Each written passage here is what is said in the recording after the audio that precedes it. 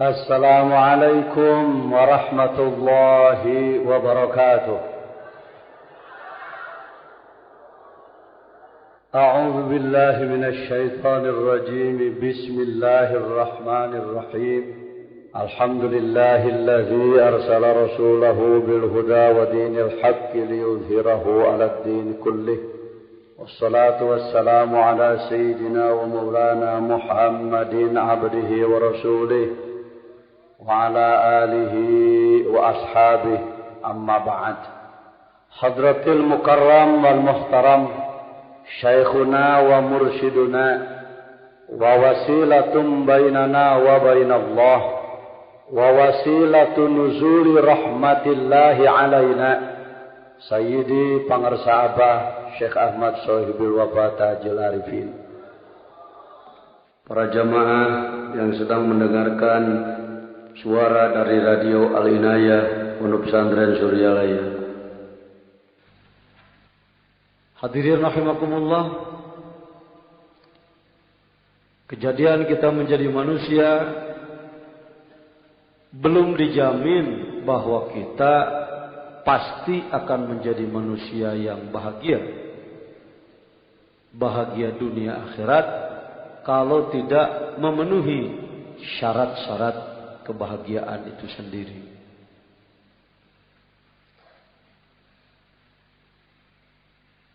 Sebagaimana disampaikan tadi, kita sebagai murid-murid Pangarsa Abah, murid Thariqah Qadiriyah wan Naqsyabandiyah dari Pondok Pesantren Suryalaya, bersujud syukur kehadirat Allah karena Al-Mukarram Syekh Mursyid guru kita, menurut perhitungan tahun Syamsiyah beliau genap berusia 88 tahun. Dan kesyukuran tersebut selain dilaksanakan di mana-mana oleh para murid, juga khususnya di negara Singapura, karena beliau di saat 1 Januari berada di Singapura dalam rangka peresmian Masjid Khadijah. Izinkan saya menyampaikan sekelumit tentang Masjid Khadijah. Karena dengan tidak bermaksud merendahkan khidmat ikhwan yang lain, memang diakui bahwa banyak kelebihan-kelebihan para ikhwan dan akhwat di Singapura. Di antara kelebihannya adalah walaupun mereka berada di negeri jiran, tetapi mereka bersemangat mencari guru. Walaupun mereka harus menggunakan pesawat terbang dengan ongkos jutaan rupiah, tetapi mereka tetap bersemangat. Yang kini jumlah ikhwan dan akhwat di sana, perhitungan di atas kertas kemungkinan kurang lebih 10.000.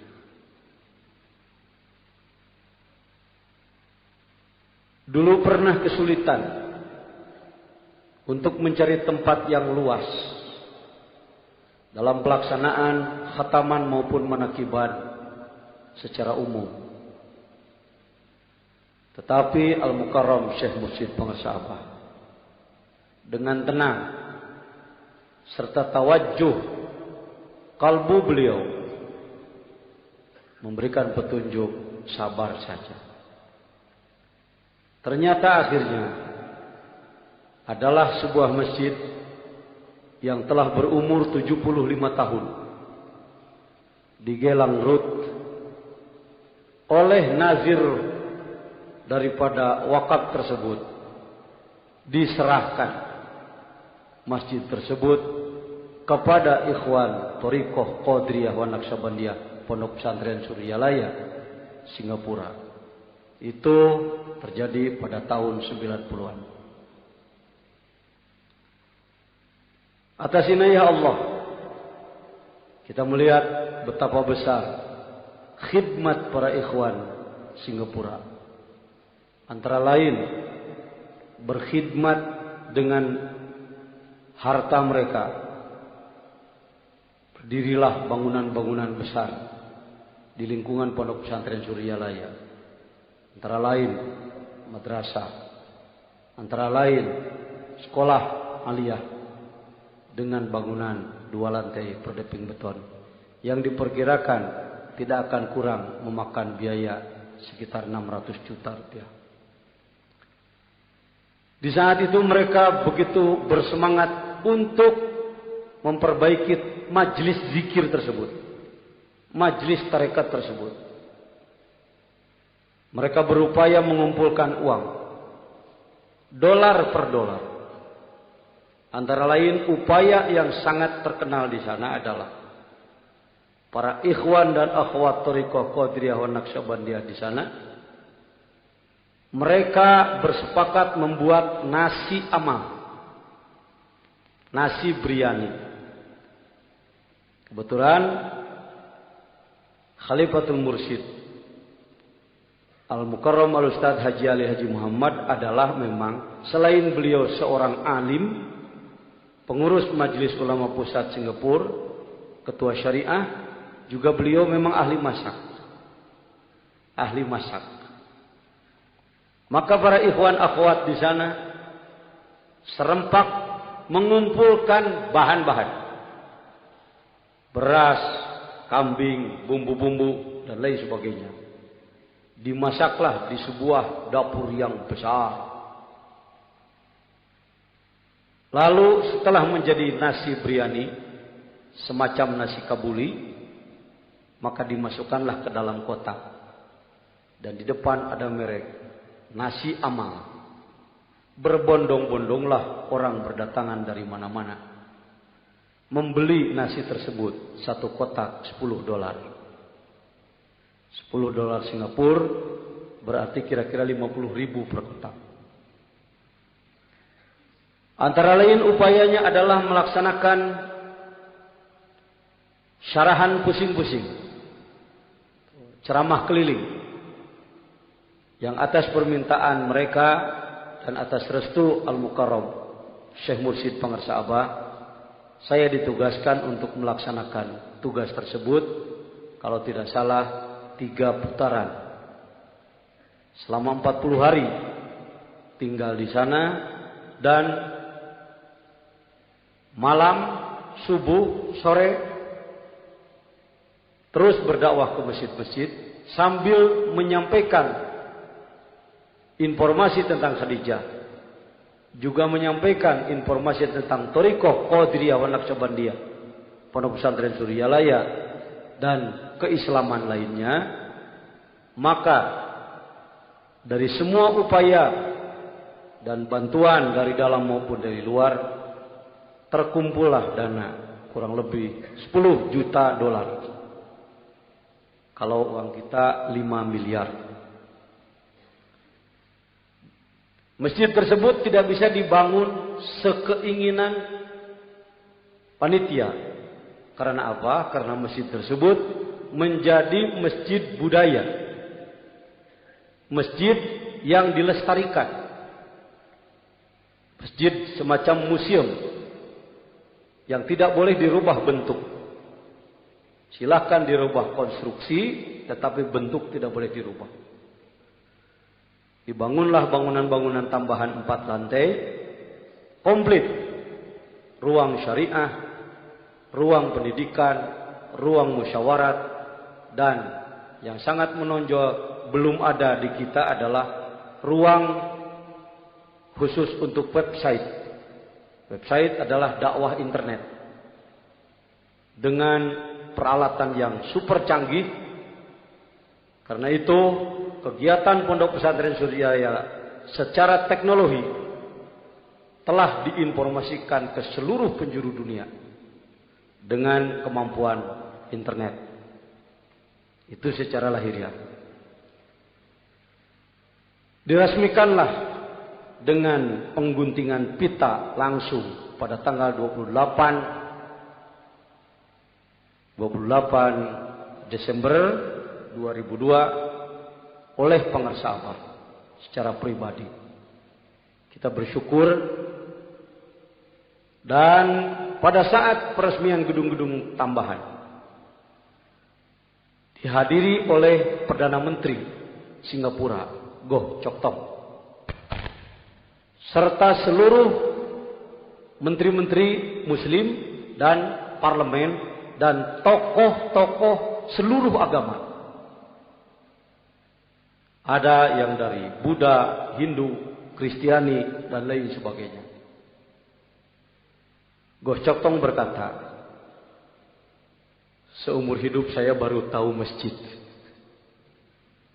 Maksudnya baru tahu masjid dari dalam.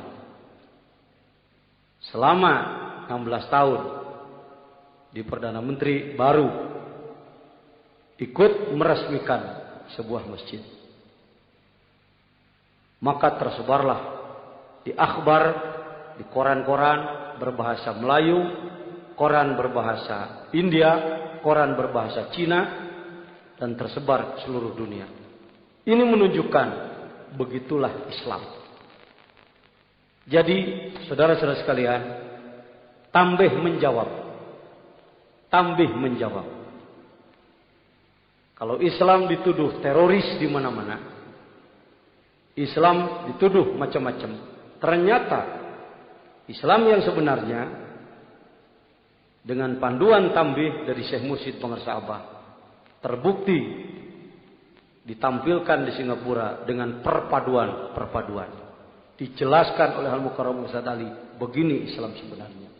Kita doakan semoga masjid tersebut dibarakahkan, dibarakati. Al-Fatihah.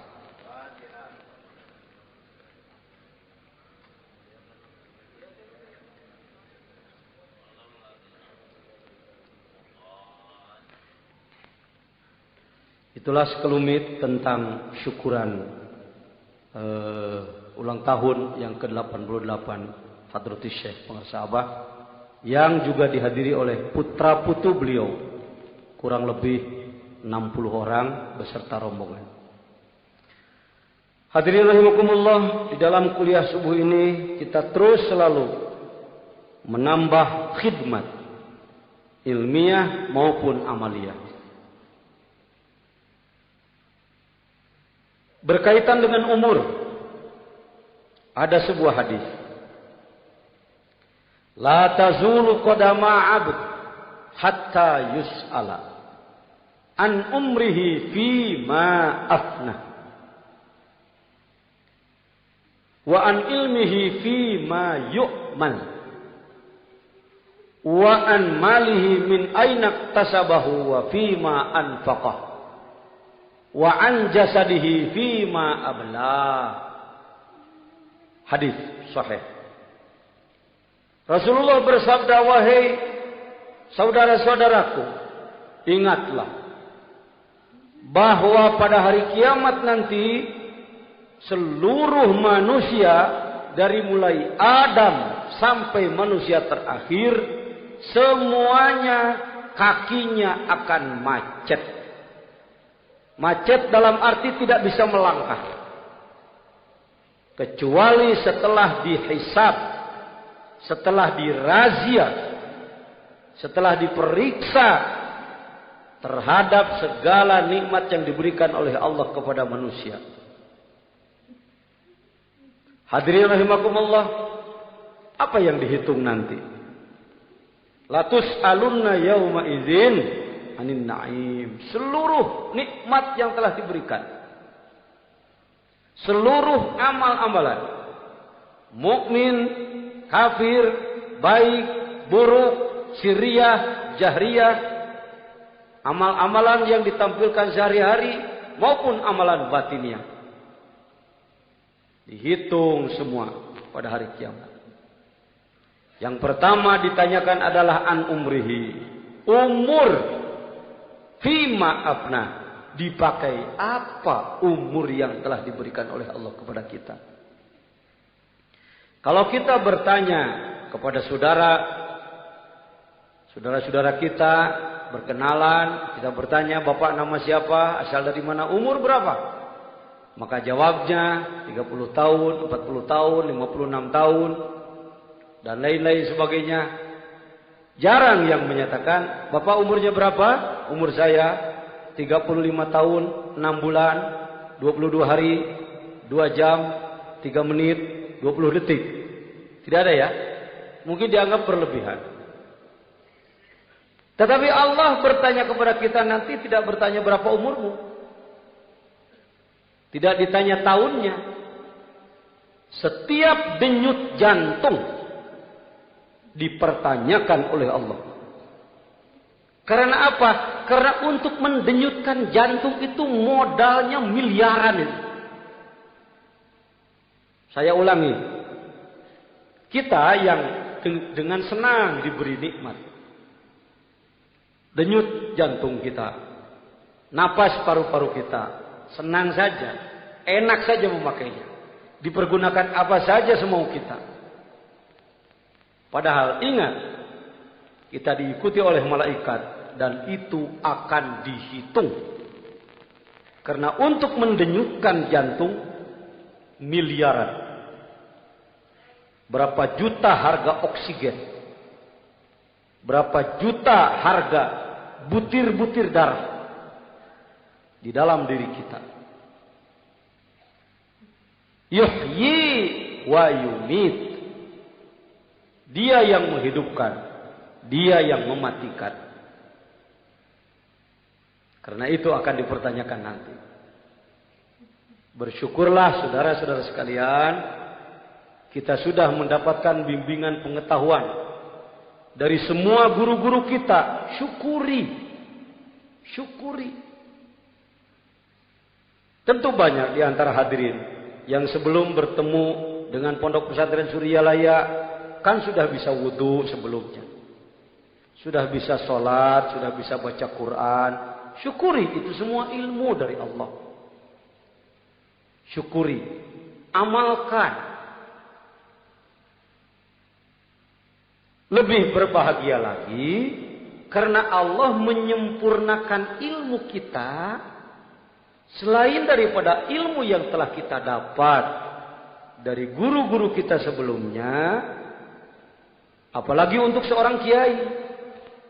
Untuk seorang kiai tidak cukup hanya hafal 2-3 ayat Quran. Tidak cukup hanya hafal penggalan-penggalan di bidang hukum.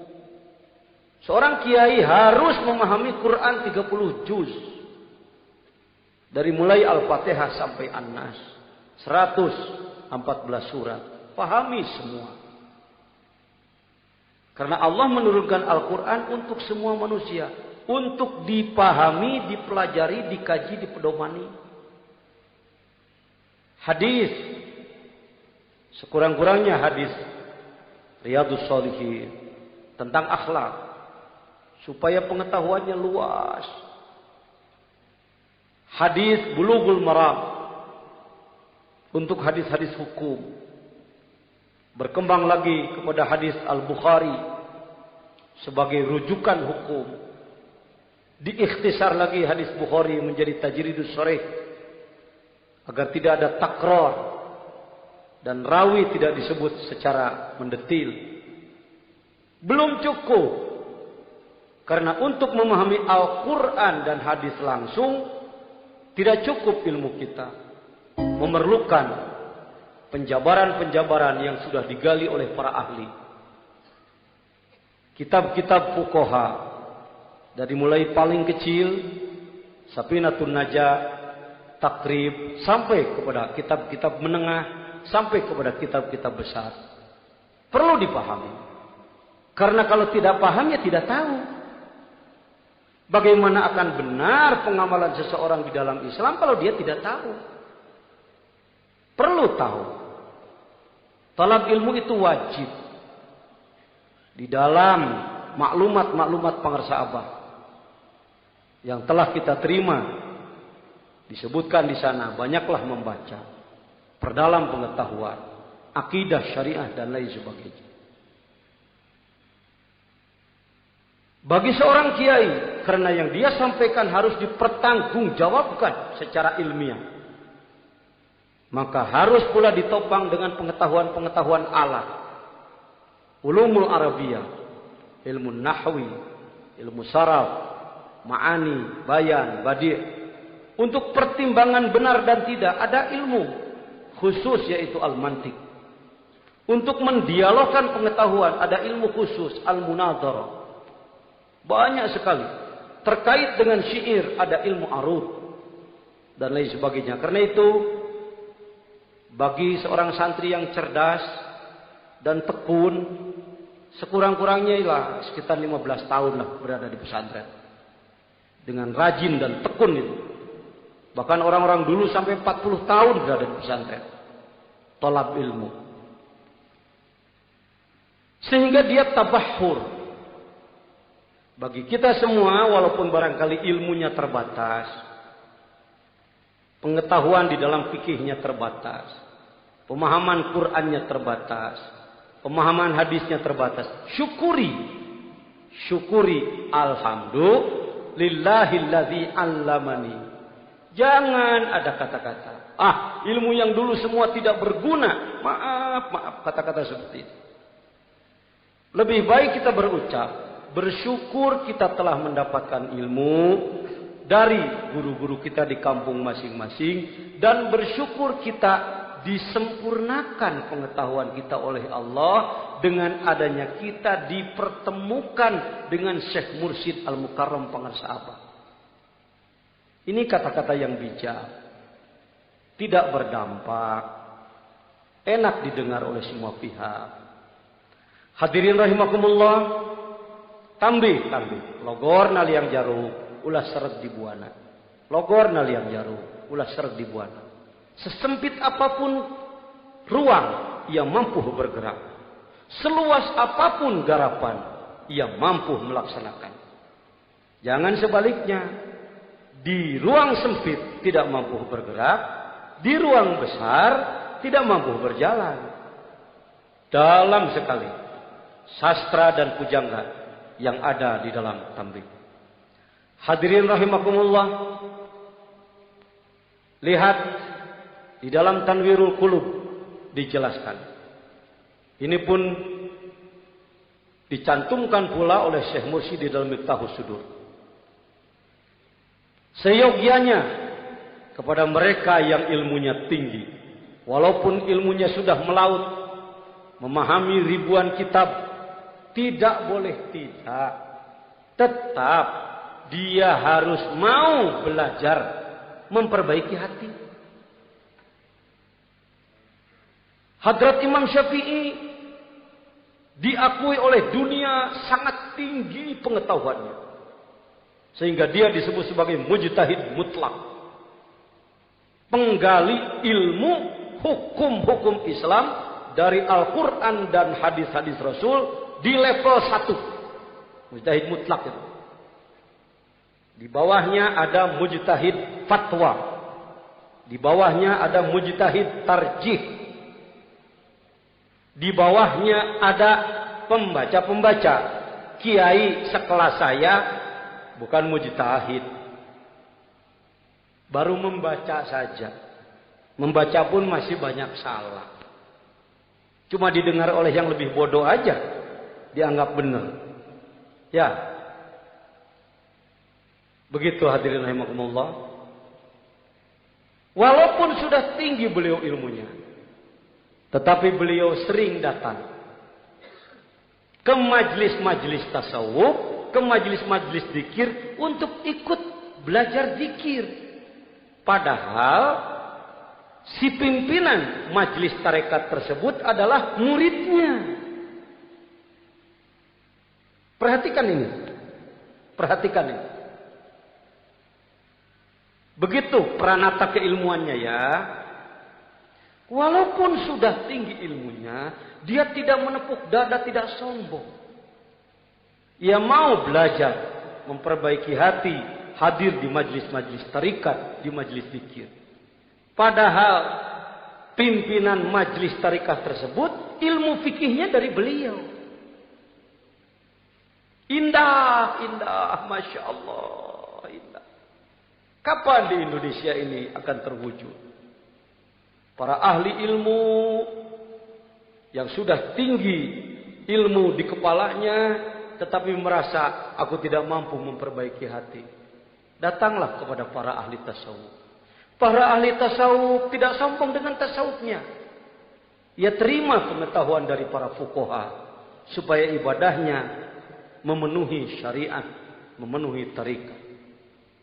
Imam Ahmad bin Hambal pada awalnya agak sinis terhadap tasawuf. Tapi lama-kelamaan beliau mendalami, melihat langsung bagaimana akhlak tasawuf. Maka beliau perintahkan kepada anaknya, ikuti majlis-majlis tasawuf. Nah, antara lain keuntungannya belajar tarikat, kaitannya dengan umur. Sebelum belajar zikir barangkali ibadah kita ini ya hanya yang ibadah saja. Kalau kita sedang duduk, nonton TV, melihat pemandangan, kita sedang di mobil, di bus, di kereta api, dan lain sebagainya. Mungkin jauh untuk disebut ibadah. Mungkin saja berkhayal, melamun, menjelekkan orang, dan lain sebagainya. Setelah ditanami zikrullah oleh ahlinya. Ditanami zikrullah oleh ahlinya. Oleh Syekh Mursyid langsung atau melalui para wakilnya. Para wakil talqin tidak bisa mentalkin. Saya ditalkin oleh Pak Anu, saya ditalkin oleh Pak Anu. Bahasa awam boleh-boleh saja. Tetapi sebenarnya para wakil talqin tidak mentalkin. Hanya menyampaikan amanat talqin. Menyampaikan amanah saja. Doakan para wakil talqin semoga semuanya menjadi manusia-manusia yang saleh, yang sabar, yang bijaksana. Mudah-mudahan mampu berkhidmat untuk menjadi pelayan para ikhwan. Bukan raja ikhwan, pelayan para ikhwan. Hadirin rahimakumullah, dengan adanya pendidikan zikir, maka dimanapun kita duduk, dimanapun kita berjalan, hatinya tidak berhenti. Denyut jantungnya diisi. Dan itu tidak bisa dideteksi oleh malaikat. Itu tidak bisa dideteksi oleh malaikat. Karena itu jangan heran kalau di dalam Quran dijelaskan ada kata-kata yadkhuluna jannata bighairi hisab. Nanti di akhirat akan terlihat ada barisan orang-orang yang ketika musim hisab, musim perhitungan amal, mereka tidak terpanggil, tetapi mereka berbondong-bondong masuk surga langsung. Boleh kita berharap, dan harapannya tidak isapan jempol, karena memang ditopang dengan upaya-upaya. Yaitu kita telah diberi zikrullah. Terus tembus dari mulai alam mulki, malakut, jabarut, dan lahut. An umrihi bima afna. Bagaimana tidur Pak Jijen? Kan tidur saya tidak zikir. Kan tidur saya tidak jahar, zikir jahar, tidak zikir khafi. Orang yang ketika di gerbang tidur, mimiti les. Ketika masuk di gerbang mulai tidur, dalam keadaan berzikir, maka tidurnya pun dihitung zikir. Alhamdulillah. Yang kedua, an ilmihi fima yu'ma. Semua orang punya pengetahuan. Sebodoh-bodohnya manusia ada saja pengetahuannya. Buktinya dia tidak salah pakai baju, celana dipakai di bawah. Baju dipakai di atas, peci di atas, sendal di bawah. Kecuali barangkali kalau ada orang bawa sendal dipakai di kepala, peci di bawah. Ini sudah lain. Ini harus masuk RSD. Harus diperbaiki syaratnya. Sebodoh-bodohnya orang tetap punya ilmu. Ilmu agama, ilmu umum, ilmu apapun, semuanya dari Allah. Nanti akan ditanya oleh Allah, dipakai apa ilmumu?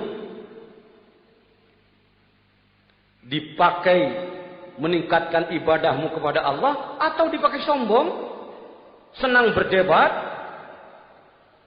senang bergaduh, pagirang-girang tampian, paluhur-luhur pangokopan, tepak-tepak dada, dan lain sebagainya. Bahkan terkadang karena ilmu justru memecah belah umat. Yang ketiga yang dipertanyakan adalah hartamu dari mana didatangkan dengan jalan baik atau jalan haram, atau dipergunakan apa? Dipergunakan pada yang manfaat atau tidak bermanfaat. Yang terakhir, pertanyaan dari Allah adalah an jasadihi fi ma'abla. Badan, sekujur badan ini ditanya. Dan mulut tidak bisa berbohong karena nakhtimu ala afwahihim, terkunci bukan pakai gembok tapi dengan kudratullah karena maliki yaumiddin. Hari itu tidak ada lagi raja, tidak ada lagi kemampuan, hanya oleh Dia diatur semuanya. Semuanya berkata, tangan mengatakan saya dipakai anu, telinga dipakai anu, kaki dipakai anu. Syukurilah wahai saudara-saudaraku, para ikhwan dan akhwat sekalian, dengan adanya zikir diisi pada latifah pertama, tersalur pada latifah kedua, tersalur pada latifah-latifah selanjutnya, dan tersalur kepada sekujur badan. Itulah qalab. Bila mana tersalur kepada sekujur badan, maka dia disebut sultanuz zikri.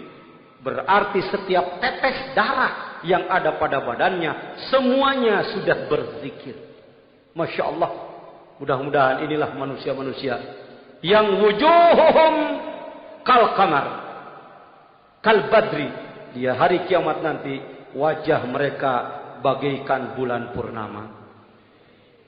Semoga Allah memanjangkan usia dunia pengarsa Allah, disehatkan serta kita semua dijadikan murid-murid yang baik. Amin. Assalamualaikum warahmatullahi wabarakatuh.